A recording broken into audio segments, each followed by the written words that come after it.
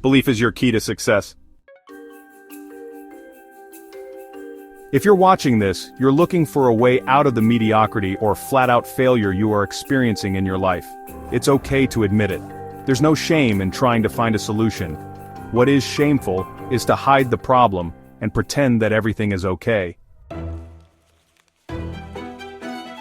Now we're on the same page. I need you to pay attention to the chair you are sitting on as you watch this episode.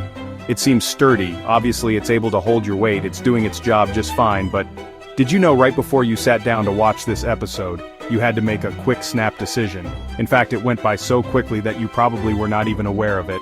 Still, you need to make that decision. What am I talking about? I'm talking about your assessment of the fitness of the chair. That's a big deal because if you sat on the chair without thinking and without even considering whether it's sturdy enough to hold your weight, or whether it's positioned right, you probably will fall flat on your butt. You might even hurt yourself. Belief is the reason you quickly went through the emotion of sitting before you can read this chapter. You believe the chair would hold your weight. You believe it's in good enough shape to take care of you and prevent harm from happening to you.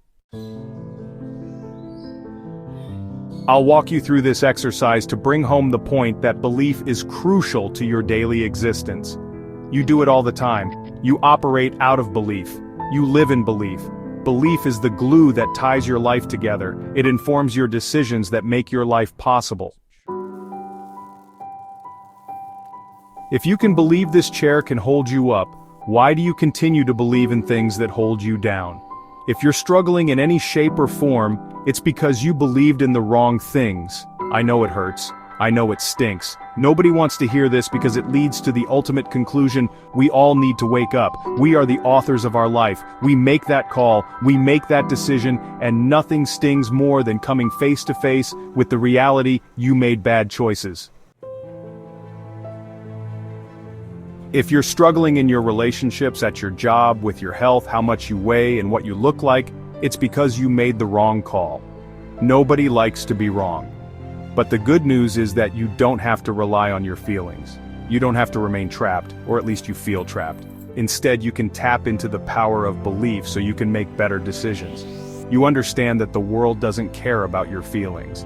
It really doesn't give a hoot about what your emotional state is. Do you know what it pays attention to? It is your actions.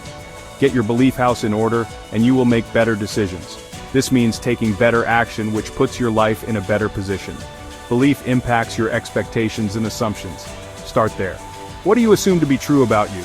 It is your life, your place in the world, and your capabilities. What do you expect out of life? This is a belief too.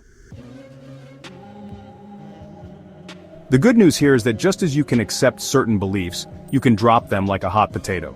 Seriously, belief affects how you roll with the blows. It affects your coping mechanisms. Understand how belief works, and understand that belief is a choice.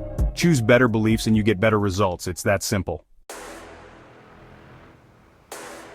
Make no mistake, we choose our own beliefs. There's nobody forcing you to believe certain things. Make no mistake, we choose our own beliefs. There's nobody sitting behind you with a gun pointed to your head telling you to believe certain things.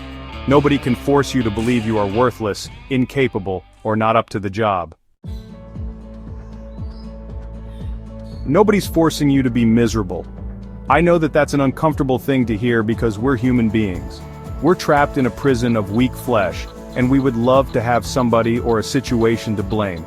You choose your beliefs, and these are the foundation of your reality. They are the lenses which you use to filter out reality.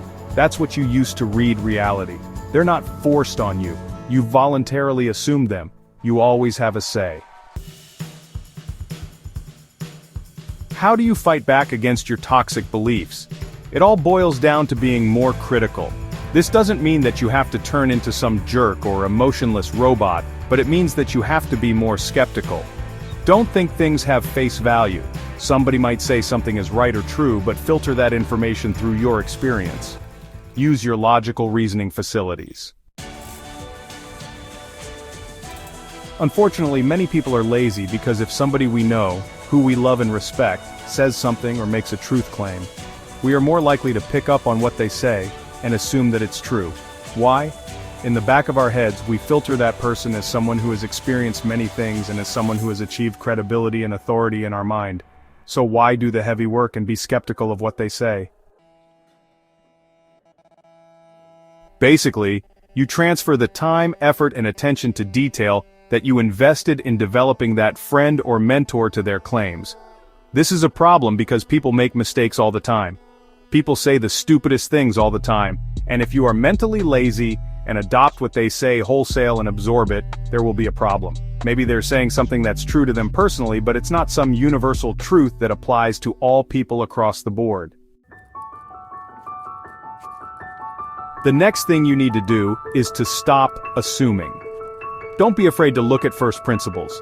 If somebody is saying a big claim, don't be afraid to look like a fool and say, "Hold on, what do you mean by this, and by that?" When you do that, you stop people in their tracks. You keep them from taking leaps of faith in their argumentation. Mature, very balanced, and advanced thinking people would appreciate that because they understand clean logic. They understand a clean progression of argumentation in their mind.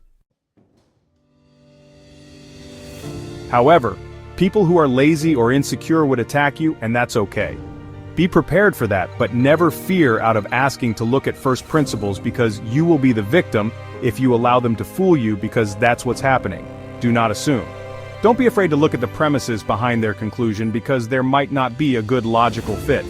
The bottom line to all of this is that if you adopt the mindset of being more critical and refusing to assume things, you always think you can choose your beliefs, you change your life.